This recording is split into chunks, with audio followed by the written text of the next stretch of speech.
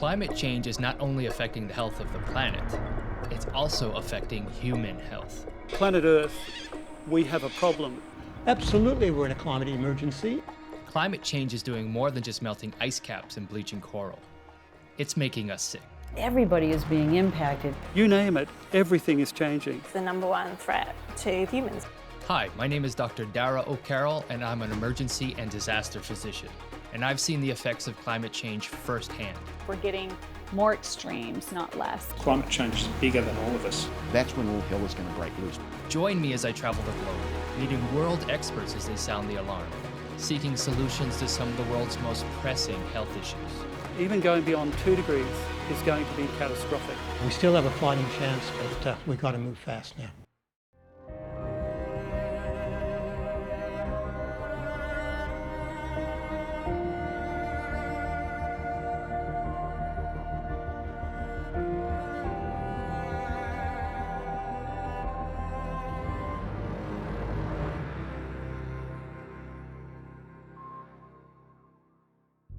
In today's program, we head down under to the Great Barrier Reef to see how climate change is affecting one of the natural wonders of the world and what it means for human health.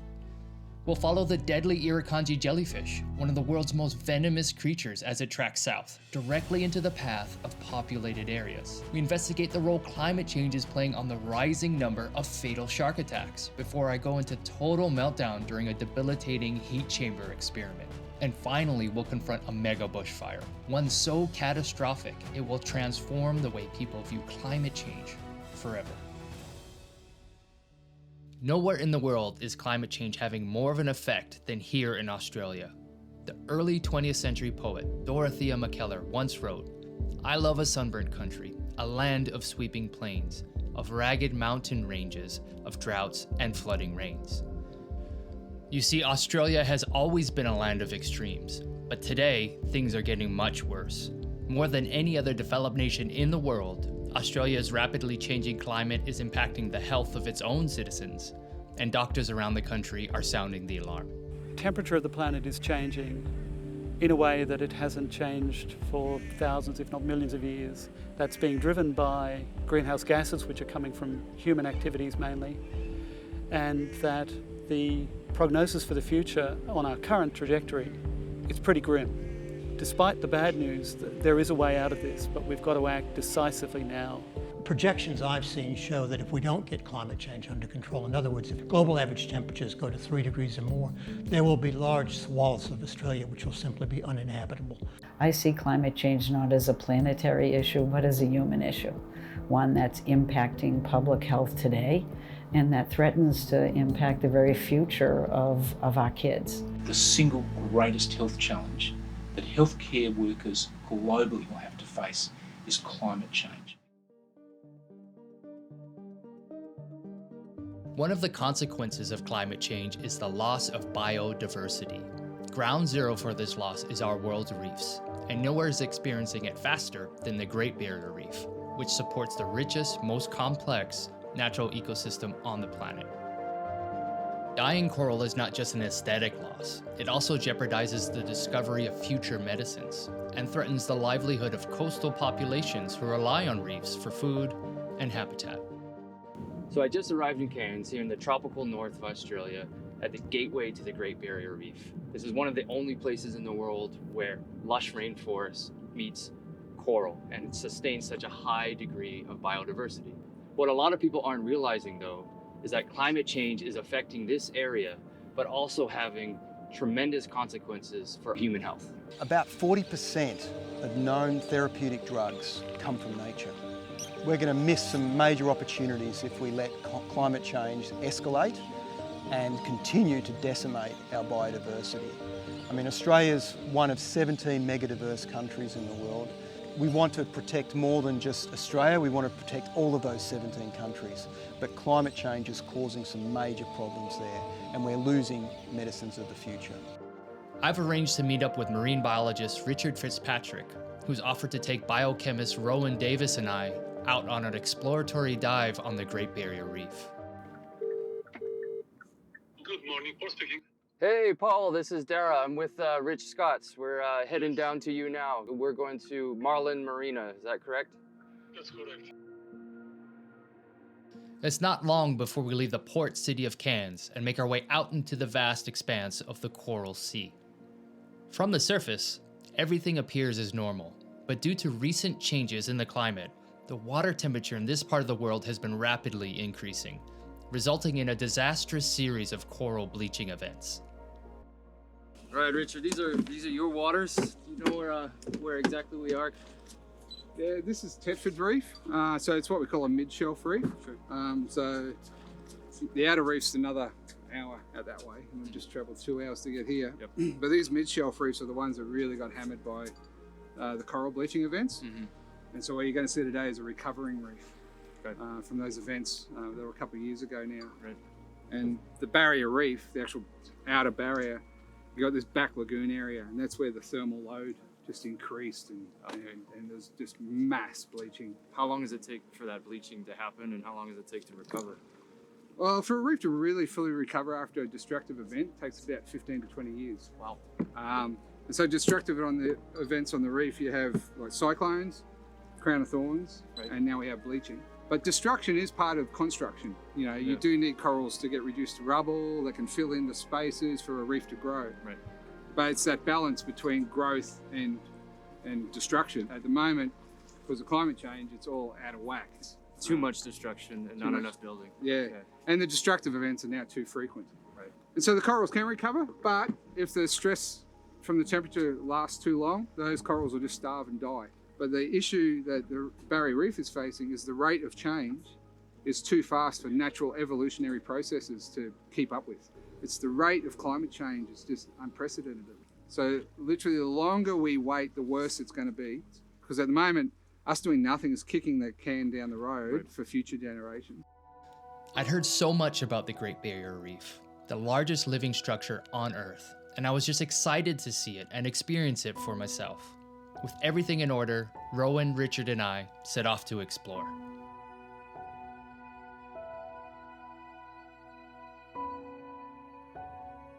What immediately struck me was the contrast between healthy, vibrant coral and the skeletal remains of dead and bleached coral, which look more like a pile of rubbish. If anyone has any doubts that the reef is in trouble, I'm here to tell you that the threat is serious and is very real. To me, it looked, not a reef expert, but I saw a lot of semi-healthy coral, some not. Sounds like you're a reef expert now. That's exactly what it was. It's a recovering reef. So there's a lot of death. So we went over that big rubble bed, and I was pointing down and going, not good. Yeah. Then right at the end of it, we saw that big, beautiful candelabra of staghorn coral. Right. That's what that whole area would have been like. If we don't have any more destructive events in another, say, 10 years, you could go in there and go, oh, it's amazing. Right. But what you're seeing is a reef in recovery. Right. Personally, how does that make you feel? Or as somebody who's been, diving these waters for how long you have? Yeah, you get both mixed emotions, like sadness, because you can see in your mind's eye what it was, how great it would have been. But then you see bits of hope with all those new recruits coming in and that have weathered all these storms that are hanging in there and are now trying to recolonise. So it's the yin and the yang. Right. And I find that nearly everywhere I go now diving on the reef. Right. And Rowan, what do you think when you see that as that's your territory into grabbing and getting future pharmaceuticals? I could definitely see a lot of destruction there and a lot of loss of biodiversity, especially on top of the coral bombing, where a lot of that marine life was essentially dead. Right. But I saw snippets of optimism as well as we moved around the bombing. There was some sponges and ascidians that caught my eye, and these are two marine organisms that we know produce interesting compounds that might be one day developed into medicines. Right. So it's a real race against time for you then to get this stuff in the can, isn't it? Well and truly. We've already lost a magnitude of those before they're even described. That's what's really sad. It's like, marine biology is a relatively new science. It's only since we've been able to blow bubbles carrying these things on our back for the last 40 years, we've been sticking our heads under there. And to think we lose that before we even get a chance to collect it, describe it, analyse it, it's just tragic. We are playing catch up, and we're running out of time really. These new species could be sources of medicines of the future. And most of our science has been biased to the shallow water. You know, the top 20 metres. The stuff below that, it's hardly been touched at all. Right. We've only just had our first ever full comprehensive deep sea survey on the outside of the reef. There's stuff down there that will never be known. It'll be gone before you know about it. Yeah, so who knows what we're losing, right? Exactly. Yeah. It's going to be to our detriment. Right. Barrier Reef gets getting held up as the canary in the coal mine. It's all ecosystems. Right. But you lose the reef. Most of the world's populations live on the edge of the water in the tropics. Every part of their life comes from the reefs. That goes, and you've got literally billions of people will start starving.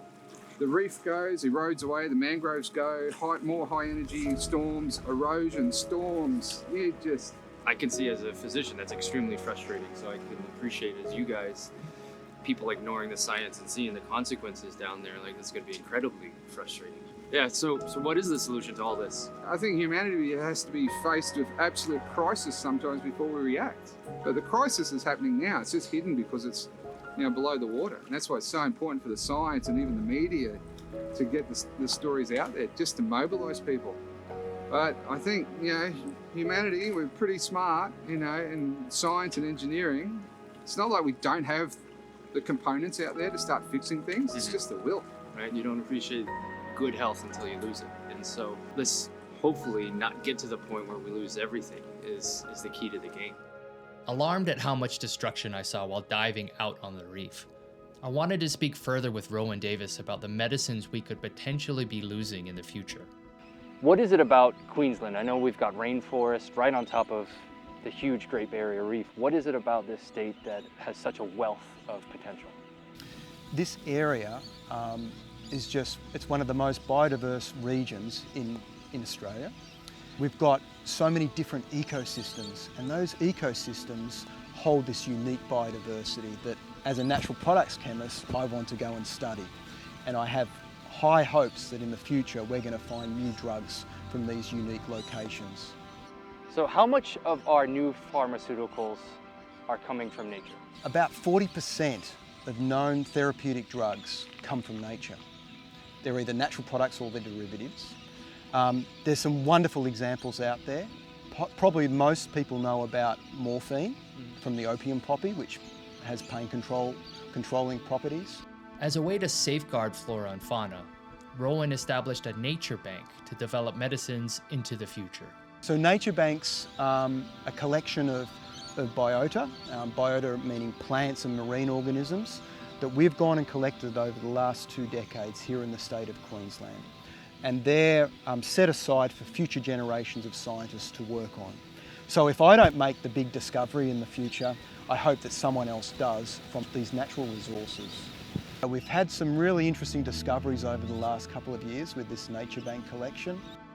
When climate change is threatening our biodiversity, are you telling me that it's threatening our potential pharmaceutical and future medicines? Well and truly, yeah. Every time we lose a species, we could be losing a potential drug or a therapy of the future. So how do you personally feel that your work is being compromised by our changing climate? It's upsetting. It spurs us on to make sure we collect these samples while we still can for future generations of scientists. These samples, while we may not get to use them, future scientists will, and they'll make the new discoveries that are needed to treat certain human diseases in the world. Another powerful example of the threat posed by climate change in this part of the world is the irukandji jellyfish, one of the most venomous creatures on the planet. As the water gets warmer here in the tropical north, the irukandji are not only appearing for longer periods, they're also pushing further south, directly into the path of major cities. It's a recipe for disaster. All right, big red warning. These are tropical waters where presence of dangerous jellyfish is possible. Calm seas, northerly winds, and high temperatures favor the presence of stingers, but other conditions do not guarantee their absence. Persons entering these waters do so at their own risk. I mean, this is one of the major tourist areas of Northern Australia. This is Palm Cove. I've seen this sign and many other signs up and down this beach. To find out more, I had to visit Dr. Jamie Seymour, the world's leading expert in irukandji jellyfish. For a creature with such a fearsome reputation, I was immediately surprised at just how small they are. But that's a full-grown animal. This is it. That's it. They're tiny. Yeah, and that's the first thing that catches most people out. I mean, yes, they're on the bottom of the evolutionary tree, but these things are seriously sophisticated animals. From a pain point of view, it's probably up there with the world's worst venom, full stop. And to give you some idea, 0 no pain, 10 the most you can imagine. My last trip with one of these guys, I had the pain at about 14. So you were stunned? I've been down that trip 11 times. Never ever want to go there ever again. It's horrific. If someone had given me a gun at that point in time, I was out. A seriously debilitating pain.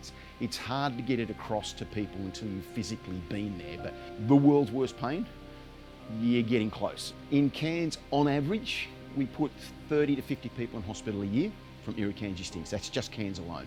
The problem is if you're stung, you're going to hospital. It doesn't matter whether it's a millimetre of tentacle or 20 centimetres of tentacle, you're off to hospital, end of story. I've had to personally warn people, and they have their babies and on the shoreline and wading in those waters. So there's a real risk and threat to loss of life from that. But the problems that you have is that, we've got an idea around Cairns, but this is geographic specific. There's now a direct link between warming water and both the length of the irukandji season and their movement further south. What we found was the season back in 1960 was about 1 or 2 months long. So the jellyfish would turn up in November, and the last sting you got was the back end of December. You look at it in 2000, and that season now, still starting in around about November, the season's dragging out to April, May, possibly June. The length increasing in the season beautifully correlates with the increase in water temperature. These animals have got all the way down just north of Brisbane. So that's right down the east coast of Australia. As the water got warmer, they've got further and further south. Water temperatures, particularly in the ocean, generally are rising at a much lower rate. But up along the northern Australian coast, they're rising almost as fast as air temperatures. They're at about 1 degree Celsius hotter than pre-industrial. And that is what is leading to the massive bleaching of the Great Barrier Reef. It's leading to changes in behavior of marine organisms like sharks. It's leading to changes in the ranges of marine organisms. If you continue to increase the water temperature and it gets warmer and warmer as we get further south, these animals will go further and further south. Not if, but when they arrive on the major beaches down in Brisbane and places like that. That's when all hell is going to break loose, because we have no way of alleviating the problem at this moment apart from going, the beaches are closed. Is it possible they could get all the way to Sydney if the water gets warmer up? Absolutely. Our lifestyle is based around the ocean, and to have a danger like that move in, I think a lot of the southern Queenslanders wouldn't be able to comprehend it. We live with it here in North Queensland, we know how to, but I think there'll be a long learning curve down there, which will involve a lot of hospital visits. We don't go out in the water without some sort of protection, a stinger suit, most of the year now, especially here along the coastline. Not only those little ones, but there's some big box jellies that also can do some serious damage. And as if to highlight the severity of the problem, while I was in Queensland, a young boy died while swimming in the coastal town of Mackay after being brushed by a box jellyfish. You mentioned that we can fix this. How do we fix it? Look, I think the answer is really simple. It's one of those problems that the more money you throw at it, the quicker you'll find a solution. But we're not there yet. We're not even close. We still don't know how the venom operates, and we've been working on this for probably 15 or 20 years. And there's just so many unknowns in the whole situation. So it's either going to be one of two things. We're either going to have to do something specific to remove those animals. That's not possible. Or people are going to have to stop using the ocean. It's going to come down to something like that. We know climate change is out there. Yeah, let's not get into an argument who caused it or whatever. It is there. We know it is there. Somebody come up with a conclusion on how we fix it. One person who's trying to find solutions to the climate crisis here on the reef is Dean Miller, who heads up the Great Barrier Reef Legacy, a non-profit organization trying to preserve coral in a living biobank. This is the holding facility of Cairns Marine, which is an industry leader really in collecting corals and fish and holding them and distributing to the world's public and private aquariums. Yeah, right now there'd be over 10,000 coral fragments in here. So we could effectively have in this space the entire collection of the world's corals. How big is the problem that we have? In my mind, potentially catastrophic. Right. We're losing corals at an alarming rate, and we're losing them very, very quickly. We've had 3 mass bleaching events in 6 years now, and over 50% of Great Barrier Reef coral cover has already been lost. Wait till we don't have coral reefs anymore. Where are those billion people going to go? What are they going to eat? These are potentially catastrophic issues that we're going to have to face, right, I feel, in the next 20, 30, 40 years. And so these are the biobank corals, and each one of these little fragments represents a species. So they're sitting on the little acrylic plugs, and within that acrylic plug is a microchip. So from the moment they come out of the water, all the data is collected on everything about the reef that they came from, the temperature, the depth, the water chemistry. They've had millions of years to adapt to different temperatures around the world, and we're trying to push them through that evolution process in a much faster time frame. So they're struggling. Some corals can do it, but majority are showing signs of stress. And we need to acknowledge that this is a global problem now. Other reef systems are completely collapsed. We're in a unique position in that this is an opportunity to bank the biodiversity of corals now, whereas in other places of the world, it's either happening right now or it's too late. As I was speaking with Professor Rowan Davis, he was saying that we're losing biodiversity, and his ability to find different chemicals that can be applicable for medicines that I could be using in the emergency department, we're losing. Absolutely. So really an untapped resource. And when you think that there's 800 to 1,000 coral species around the world that we really know very little about in terms of their genetic, bioprospecting potential. Right. So one of the things this project does is collect the living sample, then we run the genetics, and we'll have the full genetic sequence for each one of these coral fragments. And someone like a pharmaceutical or a medical research lab will have access to that full genetic information. So this could be the cure to prostate cancer, or this one could be the one that fights COVID or something like that. We just don't know what's out there yet. We don't know what's out there. What gives you hope for the future? The biggest hope is that we can do something right now. Collecting the corals and keeping them alive in a biobank type scenario allows us to at least maintain that biodiversity, but there's lots of other stuff we need to be doing. So that's one piece of the puzzle. We really need to address climate change head on, and I think as a global community, unless we start to make radical changes, we're going to lose the race at the end of the day. And I feel like people will do the right thing at the end of the day. A warming planet not only threatens the health of coral, it's also causing extreme drought and oppressive heat the world over. In fact, heat waves kill more people across the world than any other weather phenomenon. In Australia alone, an average of over 500 Australians die of heat illness every year. So I would say that extreme heat probably is the #1 factor that's driving change in our climate and driving health impacts. One of the biggest and most immediate challenges across the world is heat stress. Basically, as the weather gets more extreme and hotter, we are anticipating many more 100+ degrees in the United States, specifically in the southeast. To learn more about the problem, I traveled to Sydney to visit Professor Ollie Jay, a leading heat and health expert at the University of Sydney. We're facing pretty dire consequences potentially in certain parts of the world, particularly areas of northern India, for example. They already experience very high temperatures alongside quite high humidities as well. Here in Australia, of course, we might expect temperatures to increase quite substantially as well. There's also the humidity that's associated with that. For a long time, people were not really taking the health impacts with the seriousness that the expert community was talking about. They were talking about the fact that we could get to temperatures where it's impossible to live outside without an air conditioner. This is when things are so humid and so hot that you literally can't keep yourself cool and you die. And so we can expect that heat stress will continue to cost thousands of lives every year. For some reason, people aren't embracing that threat as much as they should.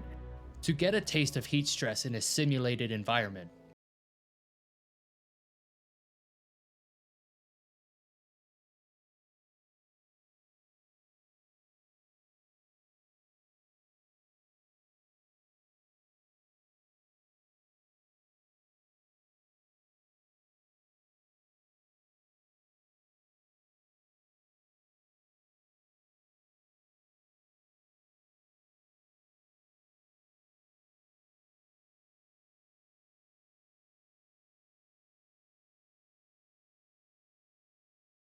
zoom in, what it's doing is just monitoring what you're breathing in and what you're breathing out.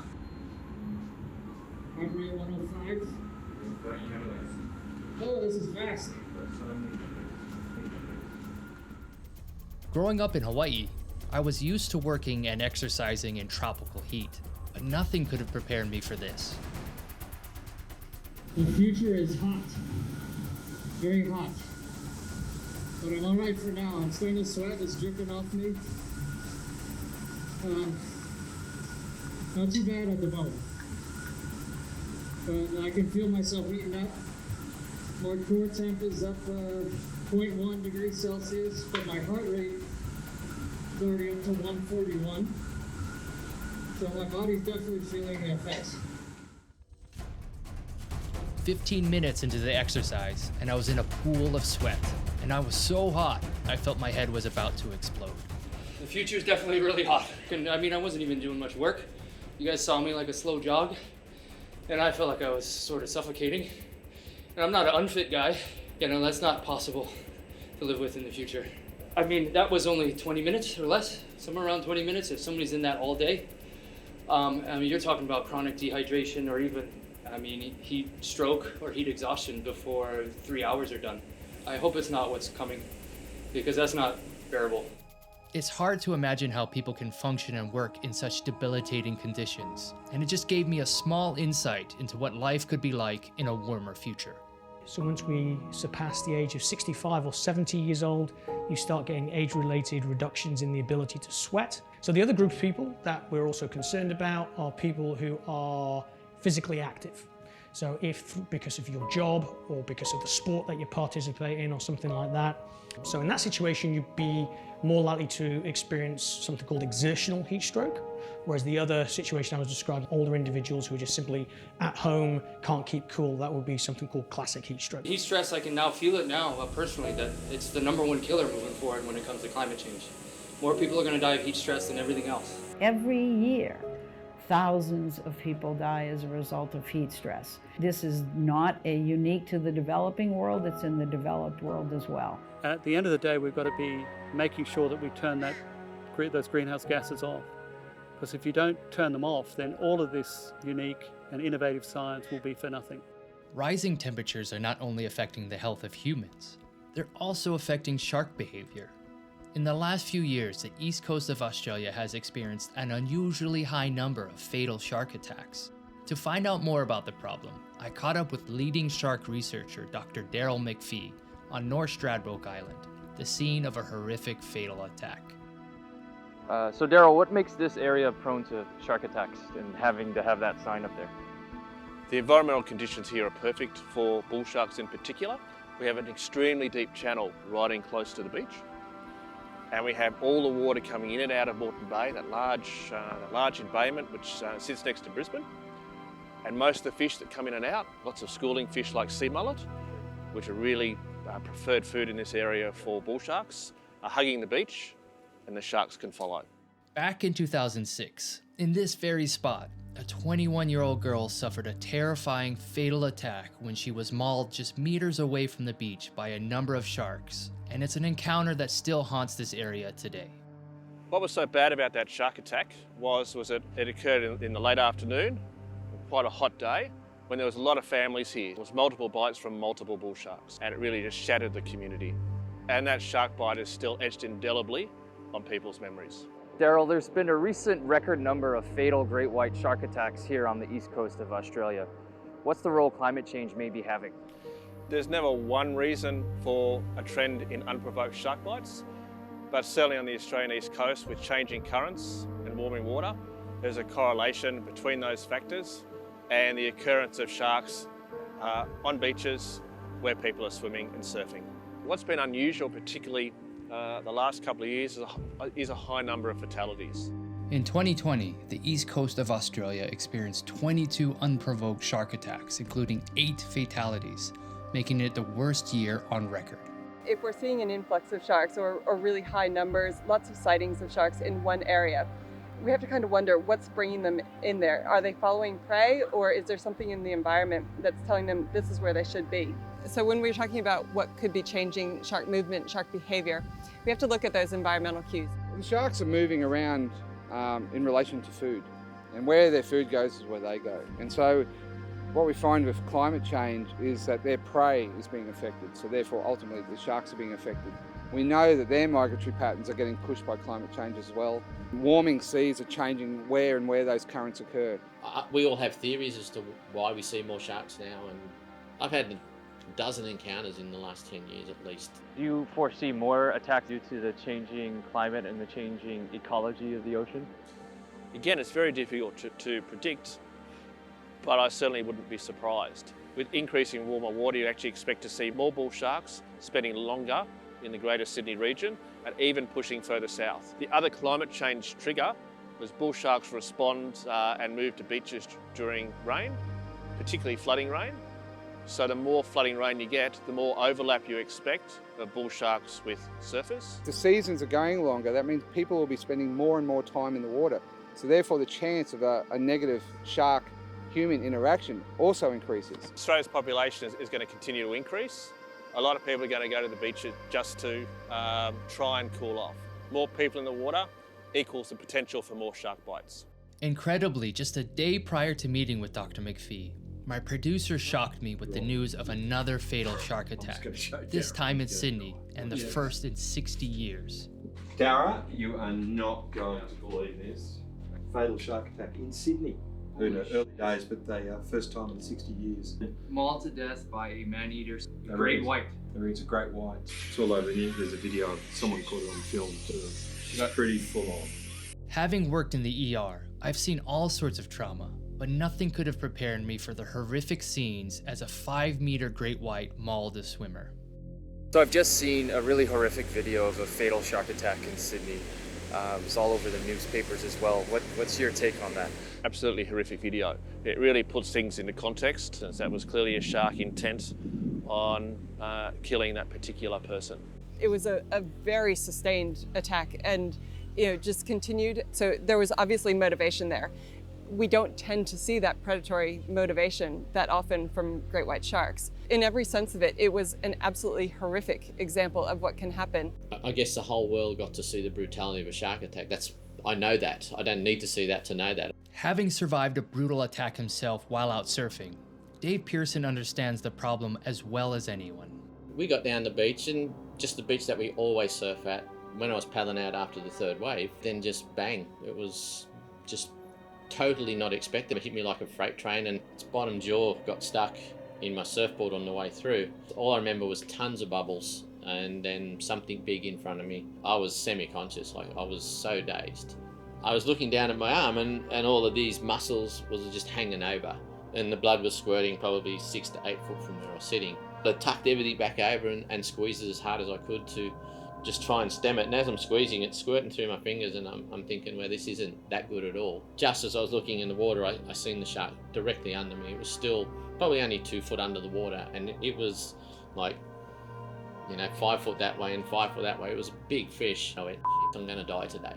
I was in a ton of pain, but if you're in pain, you're alive, and I was pretty happy about that.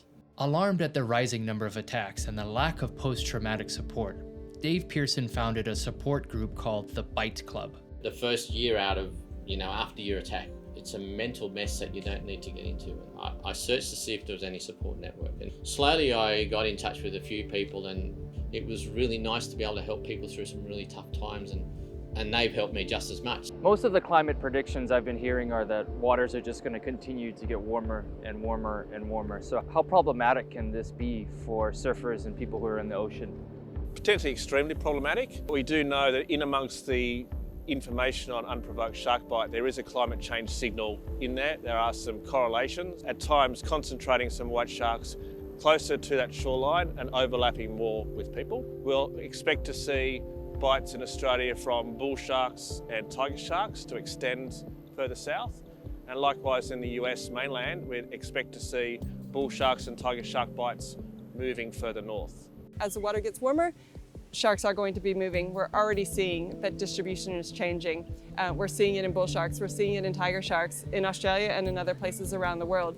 So we will have to understand that these sharks are going to be popping up in places that we haven't seen them before. The difference from when I was younger to now, there wasn't as many attacks, that's for sure.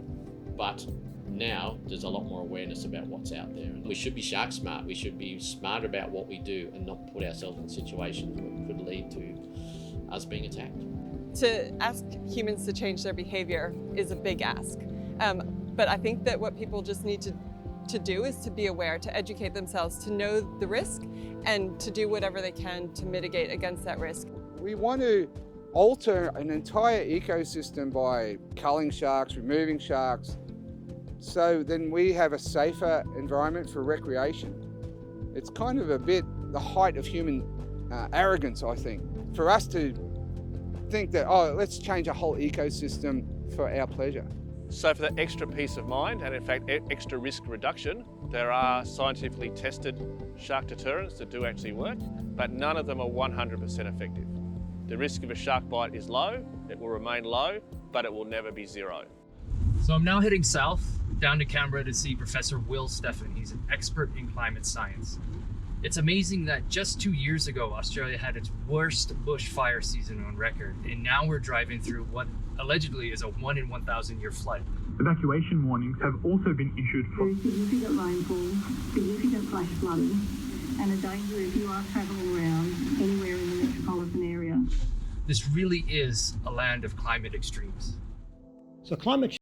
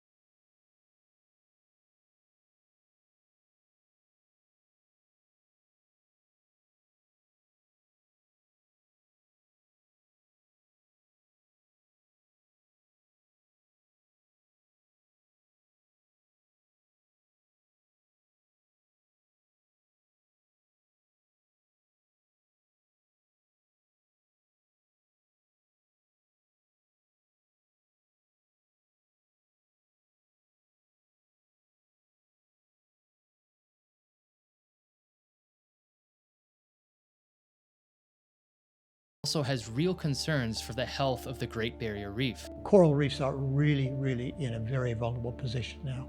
And I think my prognosis is that not many of them are going to survive. Remember also that the oceans absorb 90% of the extra heat that we're generating with greenhouse gases. Big ocean currents are going to start to change, speeding up, slowing, or whatever. That's going to wreak havoc with climate around the world. A lot of other continents, they haven't experienced it like we're experiencing it, but it's going to come. Are we in a climate emergency? Absolutely, we're in a climate emergency. Temperatures are accelerating, our emissions are increasing. So not only do we have to reduce them, we've got to learn how to slow them down really fast, peak them, and get them going down. People don't appreciate their health until it's gone. How do you personally feel about the inaction that may be happening? For many people, climate change was theoretical, it was a science problem, it was something for the future. Exactly as you say, it's only after you lose something that you realize how much you valued it, like your health, obviously. And then when I tell them that these major events don't just change linearly as an even curve, they go up sharply. And so 1.5 is going to be much more than 50% worse than 1. And 2 degrees is going to be far worse than double what's happening at 1. And then I remind them, just remember the last couple of years, what was happening at 1 degree? We still have a fighting chance, but we've got to move fast now. Despite all the negativity, Professor Stefan hasn't given up all hope just yet and is encouraged by the attitude of the world's youth. We see all sorts of what I call trusted voices now standing up. It's hard for people to forget about what the young people are saying it's our future. You, older people, are in charge of making sure we have a livable future, and you're failing us. That's a strong message. But medical people are speaking out, like yourself. Fireys are speaking out. Farmers are speaking out. Sports people are speaking out. So this idea that we need to move, and we need to move fast, is permeating many aspects of our societies. And it's not unique to Australia, it's happening in other parts of the world too. Can we get to the social tipping point in time? I don't have the answer, but every day when I see someone else speaking out, it gives me some hope that we might get there. Greg Mullins, the son of a fireman and a fireman himself with over 50 years of experience fighting fires on the front line, was so alarmed by climate change and its effects on bushfire, he felt compelled to write a book called Firestorm. When I first became a firefighter, nobody was talking about climate change. It wasn't even on the radar. And my father taught me about the fire seasons and patterns of weather. What I'm seeing across the world is climate change is driving up temperatures, it's drying out forests, even wet rainforests that never used to burn for millions of years couldn't burn. Now they're burning, so this problem is getting bigger and bigger and bigger. Wildfires get turned on by particular types of conditions. It's the increase in those conditions, the dryness, the amount of tinder, the temperature, that are driving this sort of cycle of fires. In the summer of 2019-2020, climate change came to a head in Australia when the east coast of the country literally went up in flames. It was a fire so intense, so catastrophic, and so widespread it would change Australia's view on climate change forever. It was a fire so devastating it would make the whole world stand up and take notice. Stretching right along the east coast of Australia and burning for over 6 months, the fire would become known as Black Summer. So if you look up the Australian east coast from Victoria up through to southern and central Queensland, on average about 2 or 3% of those forests burn every year. That is a normal bushfire summer. We're equipped to handle it, firefighters can go out and deal with it, the wildlife can deal with it. That's the way the ecology works. Well, 2019 and 2020 came along. We jumped from 2 or 3 or 4% to 21% burnt in 1 year. We had our hottest, driest year ever recorded in Australia, so it was far more severe than any previous drought. So they're saying it was the worst drought on record. The forest became critically dry and the temperatures became critically hot at the same time. So it crossed a threshold in which the fires were uncontrollable. There was so much fire activity going on over such a large area from the top of the state all the way down into Victoria over such an extended period of time. It was months and months, consistent devastation, consistent destruction on a scale that we hadn't seen ever before. Not just the sheer scale of them, but the length of time they went for. Rather than fighting fires over 2 or 3 months, we were fighting fires in some areas from August right through to the end of February into March. I saw kangaroos on fire, dying on fire, coming out of blazing forests, and they know how to get away. They know where the water is, and they're fast, but the fires outran them. What I heard was so loud that I turned around and was confronted with a wall of flame unlike I'd ever seen, this enormous explosion of power. And it was deafening. People were trapped and had to make for the sea, were standing on the beaches as the fires were bearing down. The Navy had to come in, bring them out. We had a pyroconvective storm above us, which used to be something of legend. In all my time fighting fires, I've never seen that. Now, they were common during that fire season. There was one instance during the fires where an 8-ton fire truck was picked up and dumped on its roof and killed one firefighter. I can show you an image of flames that are 50, 60 metres high within sight of Canberra. We were within hours of having 450,000 people trapped.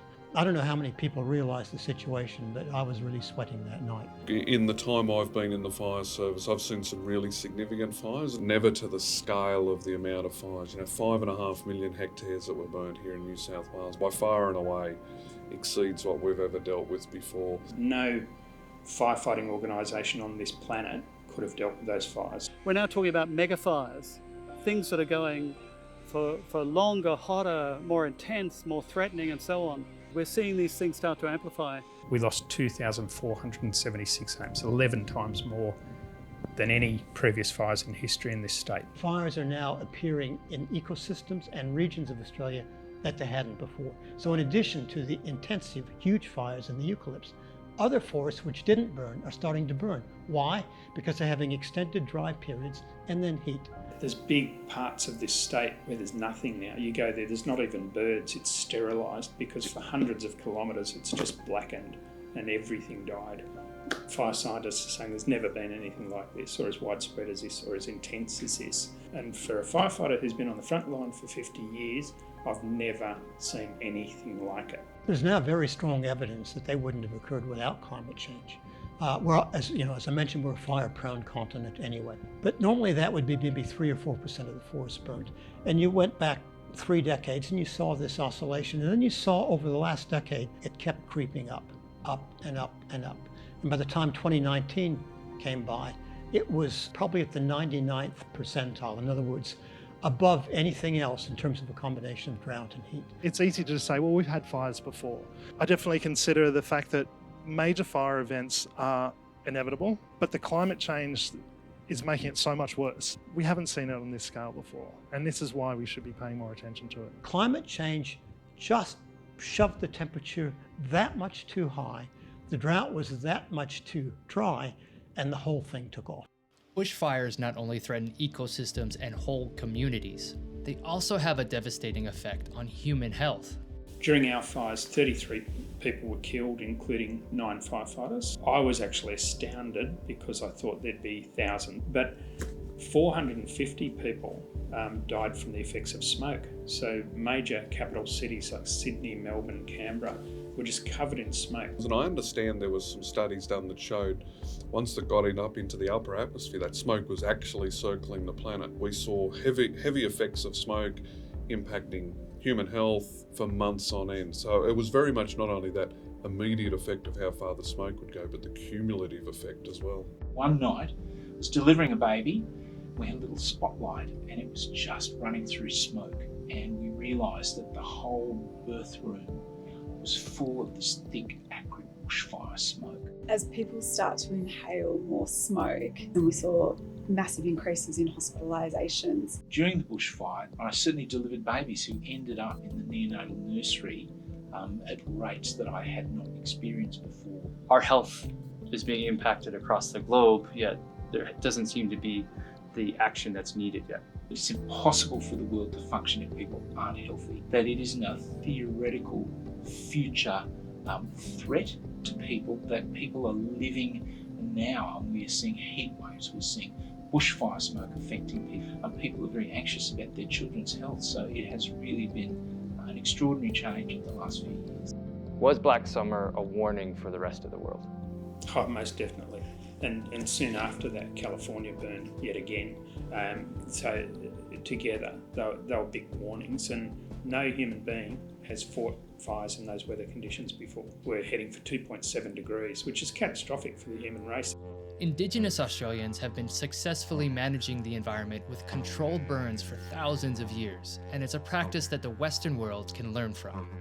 Europeans have been here for about 200 years, and for 60,000 years before that, the Indigenous people managed the land and healed the land, and we've screwed it up in just 200 years. So what can the Indigenous of this land teach us about fires?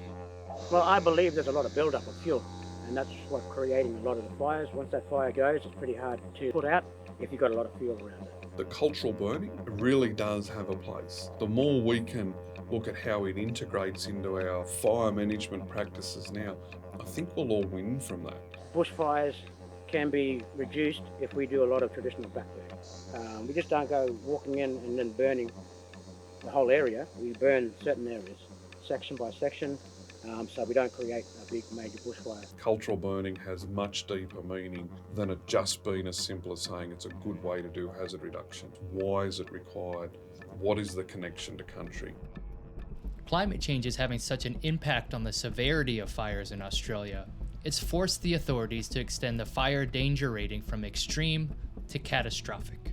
It's an algorithm that takes maximum temperature, lowest relative humidity, the moisture in the air, highest wind speed, and a drought factor, number of days since rain, jumbles it all up and comes up with a number between 1 and 100. The Fire Authorities Council decided together with the federal government, we need a new category. Once it gets to catastrophic, leave the day before. I think more than any single incident, that is the one that's got people realizing that climate change is not only real, it's not something for the future. We continue to learn more, and hopefully we can implement those learnings to better mitigate the risks. So we now know what the new worst is, and we need to be getting ready to deal with that or worse.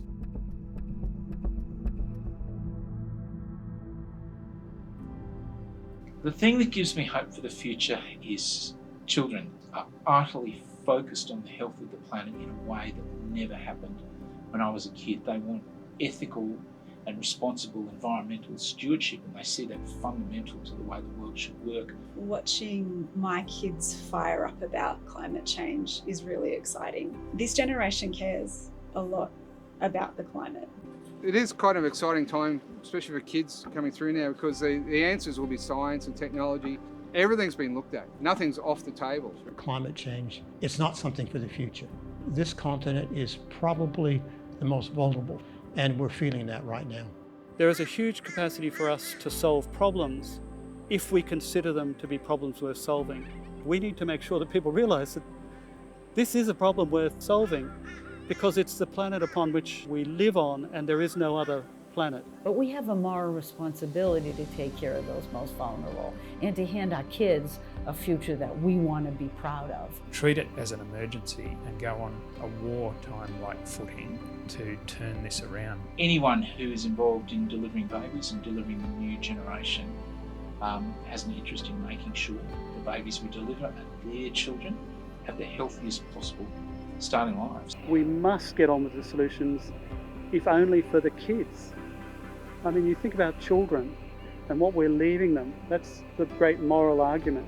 Do you think as physicians we should be leading the charge in the climate emergency? It is our absolute responsibility to make sure that we are in the lead, both in advocacy and in how we live our own lives and how we treat our patients. We need people power. Humans need to take responsibility, and it'll come back in terms of the health benefits for us. But because it's not all over. But it is one of those grand challenges that we must meet and win. Staying away from the solutions is not an option. I've learned a lot about climate change in my time down under, and how it's affecting health in ways I never thought possible. I've also seen that now more than ever, I'm hopeful we will act. Because when it's our health, we can't afford to wait.